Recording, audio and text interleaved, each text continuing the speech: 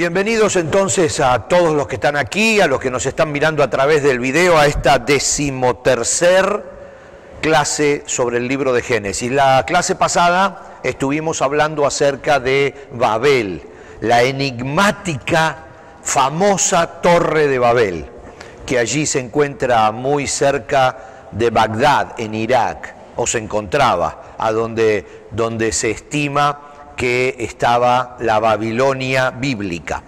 Hoy vamos a avanzar un poquitito más, vamos a repasar lo que dejamos la clase pasada, el texto bíblico. El texto bíblico de hecho es bien corto, así que vamos a repasarlo hoy un poquitito más, vamos a entrar a fondo en lo de Babel y si nos da el tiempo, hoy vamos a avanzar hasta lo que venimos hablando estos días, el nacimiento del pueblo de Israel con Abraham. Abraham es un tema que nos va a tomar varias clases, Abraham es un tema muy interesante, entonces vamos a tener que tomarlo de a poquito, nos va a llevar bastantes clases. Entonces vamos a comenzar hoy esta 13ª clase, viendo que otra vez los temas tratados en el Génesis, que los hemos dividido en 15, y hoy nos toca el tema número 10, Babel.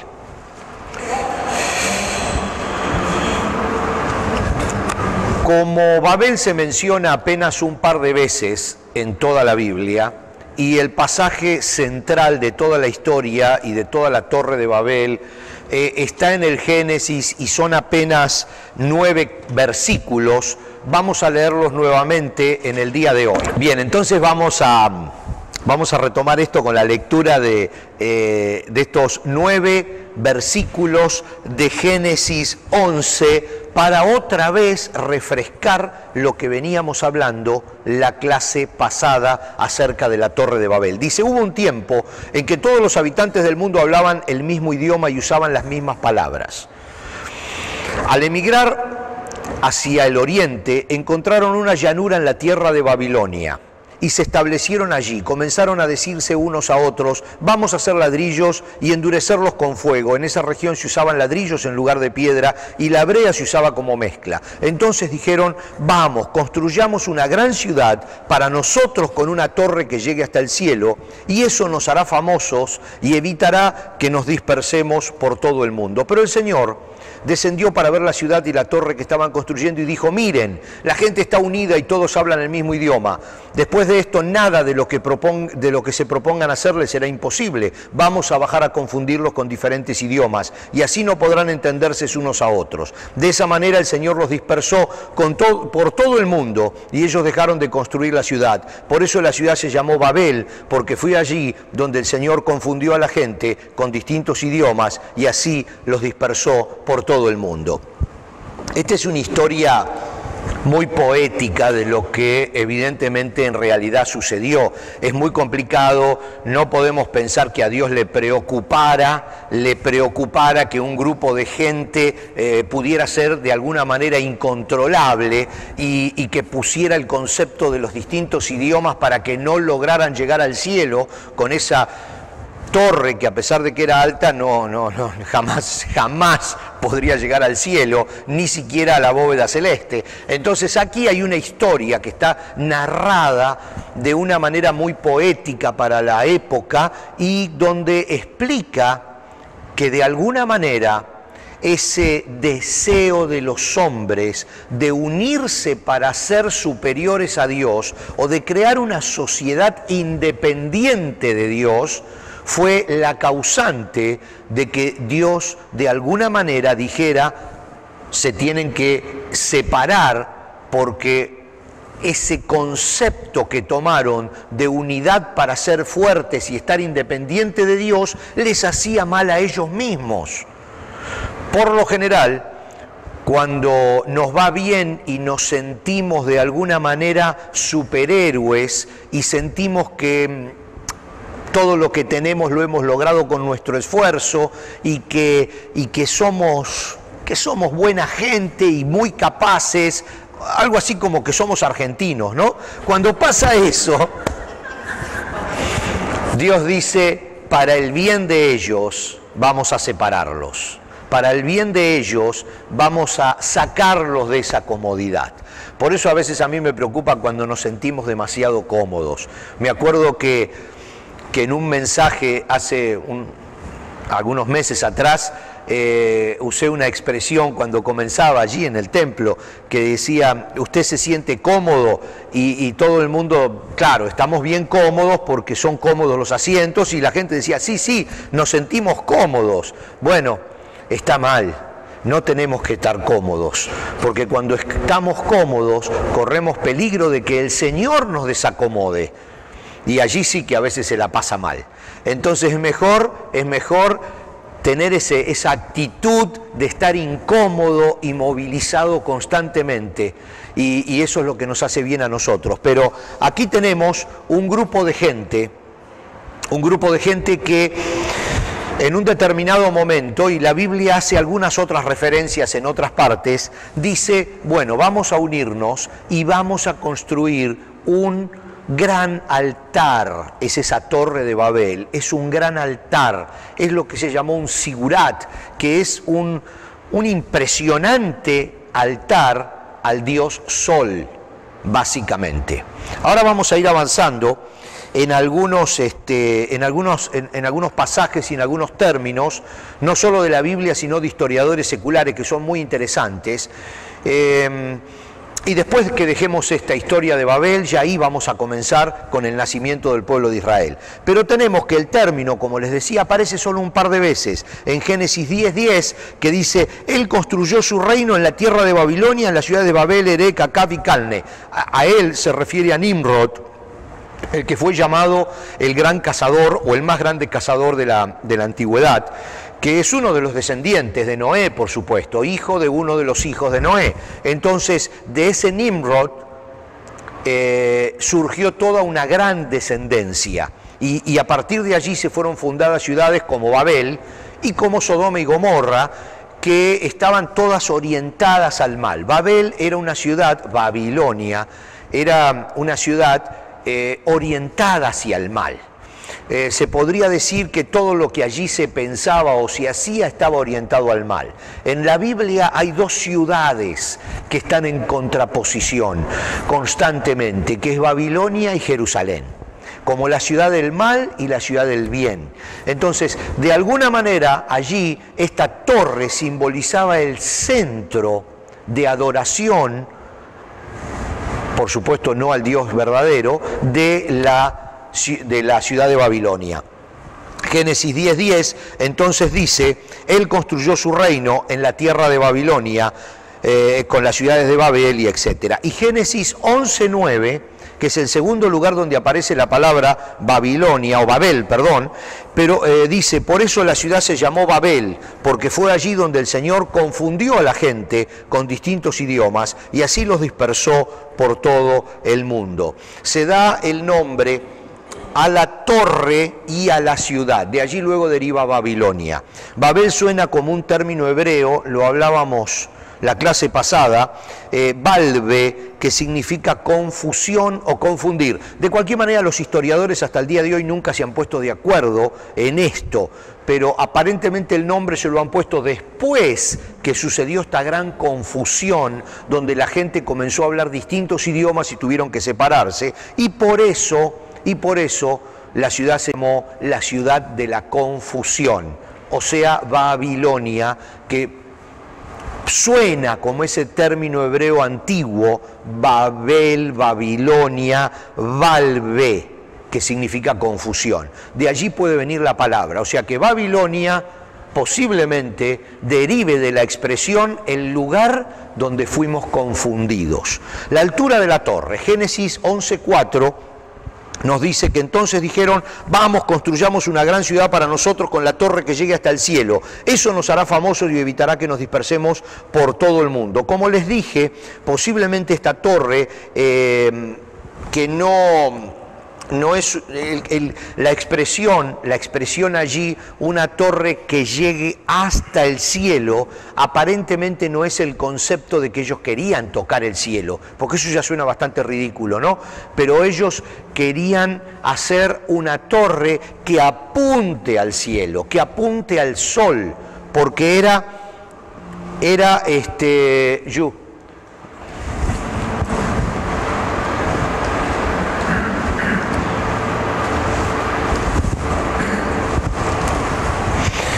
una torre que apunte al cielo, porque era un altar de adoración al sol. Entonces el concepto es hacia el cielo.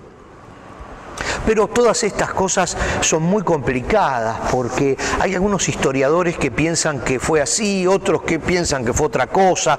Nosotros hemos tratado de guiarnos por lo que la mayoría de los historiadores serios están pensando acerca de esto. Y la ciencia cada vez descubre nuevas cosas. Sigurat, como les dije, era un templo para adorar al dios Sol. Por ello Dios envió confusión a los hombres, las dispersa y se reparten en diferentes lugares y pueblan toda la tierra. Bueno, vamos a avanzar un poquitito en el concepto de la enigmática Babel. Aparentemente estos son dibujos muy antiguos de lo que podría haber sido la torre y ahora las vamos a ir explicando. Fíjense que tiene una característica y es que la rodea una escalera, por supuesto, toda por afuera. Entonces hay distintos dibujos que encontramos antiguos de lo que era ese famoso altar de adoración al sol. Aquí tenemos otro que se pierde entre las nubes, realmente era bastante alto, creo que ahora tenemos algo allí como para ver la altura. Heródoto, que es un historiador no cristiano, es secular, no tiene nada que ver con la historia bíblica ni con la historia del Génesis. Allí por el año 460 antes de Cristo, 460 años antes de Cristo, escribe más o menos lo siguiente sobre la Torre de Babel. Cuando nos ubicamos, 460 años no es exacto, pero más o menos estamos hablando de la época en que vivió el profeta Daniel. Allí vivió este Heródoto y escribe, sus escritos permanecen hasta hoy, por supuesto, bueno, no todos y no en perfectas condiciones, pero se han encontrado muy buenos originales que han podido completar una gran cantidad de los escritos de Heródoto. Y dice, en medio de cada uno de los dos grandes cuarteles en que la ciudad se divide, y está hablando de Babilonia, hay levantados dos alcázares, dos construcciones. En el uno está el palacio real, rodeado con un muro grande y de resistencia, y en el otro un templo de Júpiter, Belo, con sus puertas de bronce.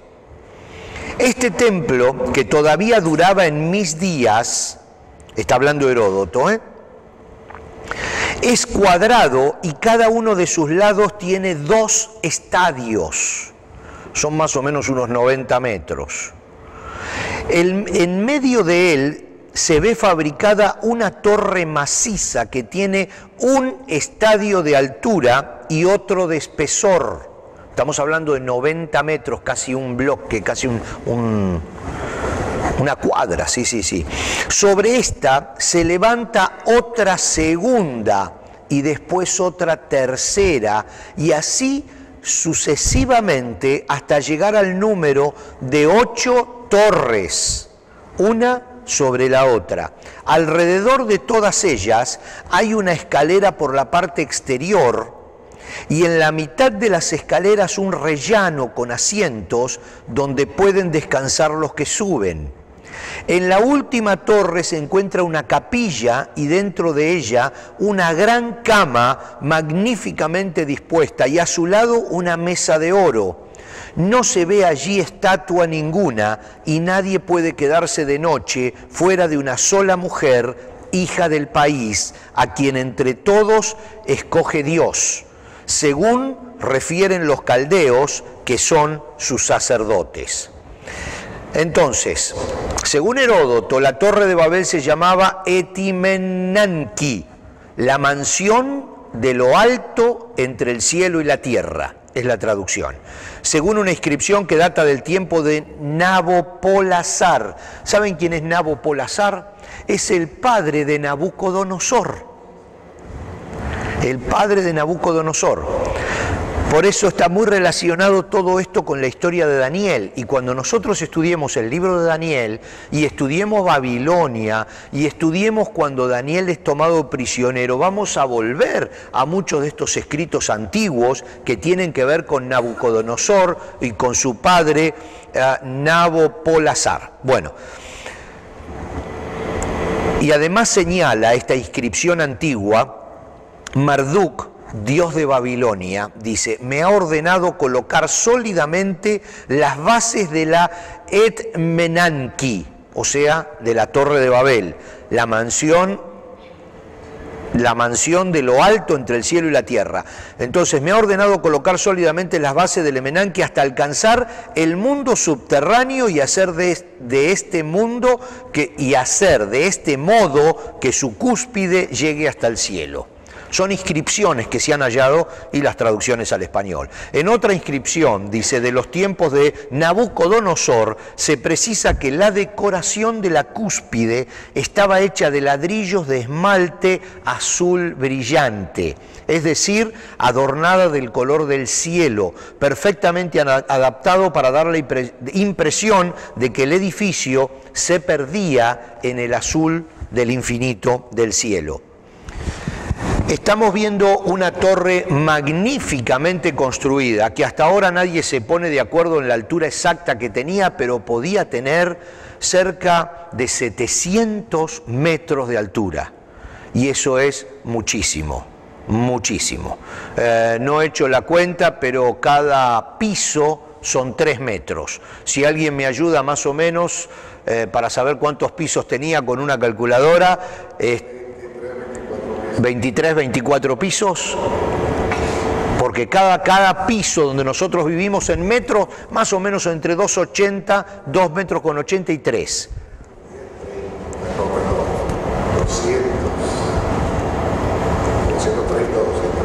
200 pisos. Ahí estamos bien, más de 200 pisos de altura. Suena bastante difícil pensar en esas alturas. Estamos hablando que el Empire State tiene 107 pisos de altura, así que es bien complicado pensar en esto, ¿no? Las medidas, otra vez nadie se pone muy de acuerdo, pero definitivamente era una torre magnífica. 240 pisos de altura, gracias por el cálculo. En el año 331, Alejandro el Grande, 331 después de Cristo, estamos hablando de que esto que hablábamos de Heródoto fue 460 años antes de Cristo y esto 331 años después de Cristo. Así que estamos hablando casi 800 años después. Alejandro el Grande estableció su capital en Babilonia. Y cuando vio la torre en ruinas, trató de restaurarla, pero ello le demandaba tanto trabajo que renunció al proyecto. A continuación, la torre sirvió de cantera para retirar los ladrillos de los constructores de todos los alrededores, que la redujeron a un montículo informe sobre el que se construyó un edificio y cuando éste se desplomó cubrió las ruinas de la torre inicial, escondiéndola por muchos siglos. Muchos hablan de que muchas construcciones actuales de Bagdad están construidas con los ladrillos de la Torre de Babel. Hay muchas historias, por eso es tan enigmático todo esto. De cualquier manera, nosotros sacamos la enseñanza del concepto de unirse para hacerse fuertes separados de Dios. Y que entonces Dios dice, hay demasiada tranquilidad y se sienten demasiado autosuficientes y eso los va a llevar a la destrucción total. Entonces Dios los divide, los separa. Pero de cualquier manera, históricamente hablando, la Torre de Babel no era cualquier cosa, era algo muy grande, muy importante, muy sólidamente construido. Vamos a pasar al tema 11 del Génesis, antes de que se nos vayan los minutos que quedan, porque sí quiero hacer, al menos en esta clase, la introducción. Después podemos hacer algunas preguntas, aunque realmente no se sabe mucho más de lo que dijimos de la Torre de Babel, pero podemos conversar un poquitito más. Pero ahora y en estos minutos quiero hacer la introducción al nacimiento del pueblo de Israel para que después podamos avanzar en la siguiente clase más de lleno con el tema. Habíamos hablado que, bueno, nosotros dijimos, vimos las líneas cuando se abrió el arca de Noé, vimos que sus 3 hijos tomaron distintas decisiones. Eso los vimos como 3 o 4 clases atrás. Cada uno tomó la decisión de servir y seguir al Dios de su padre o no. Y allí comenzaron a separarse las familias. Dijimos que de la familia de Cam, uno de los hijos de Noé, salen precisamente Nimrod, que es el constructor de esta torre y el constructor de esta ciudad, y también salen todas las ciudades que tienen que ver y que están identificadas en la Biblia con una línea del mal, incluso como Sodoma y Gomorra.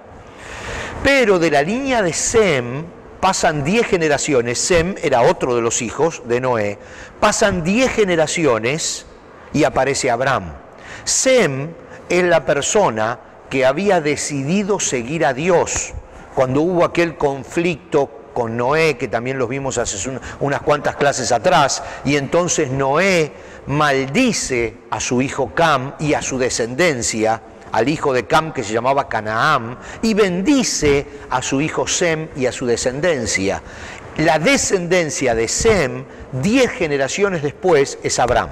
Entonces leemos Génesis 10:1, este es el relato de las familias de Sem, Can y Jafet, pero a nosotros nos interesa Sem.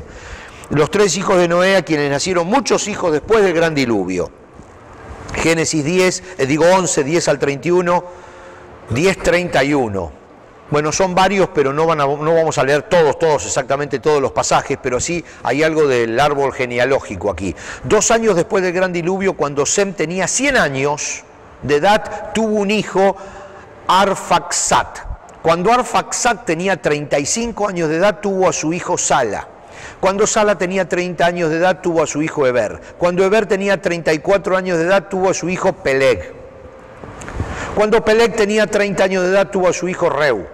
Cuando Reu tenía 32 años de edad, tuvo a su hijo Serug. Cuando Serug tenía 30 años de edad, tuvo a su hijo Nacor.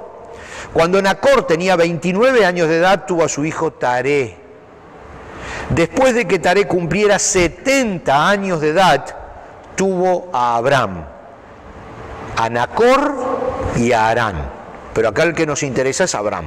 ¿Ok? Entonces Abraham es descendiente directo del hijo bendecido por Noé, porque había tomado la decisión de seguir al Dios de su padre.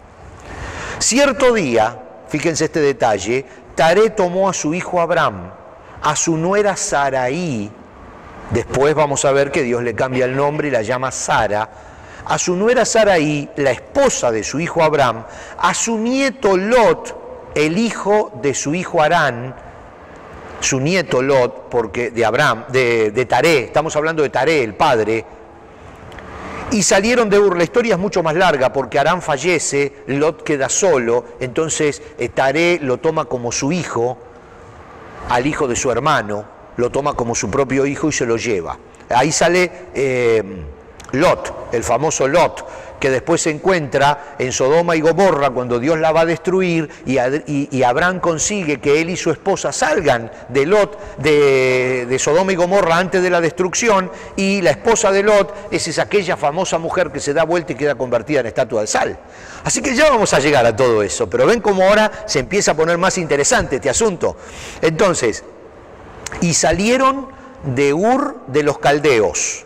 Taré se dirigía a la tierra de Canaán, pero se detuvieron en Harán y se establecieron allí. Este tema es bien interesante, bien importante. ¿Por qué Taré salió de Ur de los caldeos y se dirigía a la tierra de Canaán? Tenemos que remontarnos muchos años atrás, cuando Noé le dijo a Sem, mejor dicho, le dijo a Can y a su hijo Canaán, que ellos iban a ocupar una tierra, pero que los descendientes de su hijo Sem la iban a tomar. y que ellos iban a ser malditos por esa actitud que habían tenido. Y los hijos de Sem, los descendientes de Sem, iban a ser benditos. Entonces aquí tenemos un grupo de gente que formó la tierra de Canaán. La tierra de Canaán es el actual Israel, es la tierra prometida. ¿Ok? Y aquí tenemos la línea de Sem y llegó Abraham. Y Dios le dijo al padre de Abraham que salga y que vaya a la tierra de Canaán para tomar posesión de la tierra de Canaán porque le pertenecía desde que Adán se la había dado. Estamos hablando de la tierra prometida. Y estamos, Adán, perdón, desde que Noé se le había dado, en la refundación de la tierra. Entonces, esto es bien complicado y yo me hago un lío en mi cabeza y como les dije, a veces mi lengua va más rápido que mi cerebro. Pero fíjense cómo viene la historia de la tierra prometida. La tierra prometida es la tierra que le dijo Noé que los descendientes de Sem tendrían por servir a Jehová, Dios de los ejércitos. Entonces, de allí llama Dios al padre de Abraham y le dice que vaya, pero el padre de Adán se queda en el camino, no llega a la tierra de Canaán. ¿A dónde se queda? Dice la Biblia. Se detienen en Harán. Harán posiblemente no se llamaba Harán y Abraham la bautizó con el nombre de su hermano sería. Taré la bautizó con el nombre de su hijo que había fallecido. Entonces llegaron a la tierra de Harán y se quedaron allí, camino a Canaán. Génesis 11:32 dice que Taré vivió 205 años y murió mientras aún estaba en Harán. Quiere decir que salió de Ur de los Caldeos y se detuvo en Harán y no llegó jamás a la tierra de Canaán, el padre de Abraham. Entonces, paso seguido, ¿qué sucede? Génesis 12:1, el Señor le había dicho a Abraham, deja tu patria y a tus parientes y a la familia de tu padre y vete a la tierra que yo te mostraré, haré de ti una nación, una gran nación, te bendeciré y te haré famoso y serás una bendición para otros. Bendeciré a quienes te bendigan y maldeciré a quienes te traten con desprecio. Todas las familias de la tierra serán bendecidas por medio de ti. ¿Qué encontramos acá? Encontramos a Taré, que tiene que ir a tomar posesión de la tierra de Canaán, la tierra de su pariente Cam, pero no llega. Dios, cuando fallece Taré, llama a Abraham y le renueva la promesa. No tenemos las palabras que Dios le dijo a Taré, pero vemos que Taré sale de su tierra para ir a Canaán, entonces es evidente que Dios estaba ya sacando a Taré para que vaya a Canaán.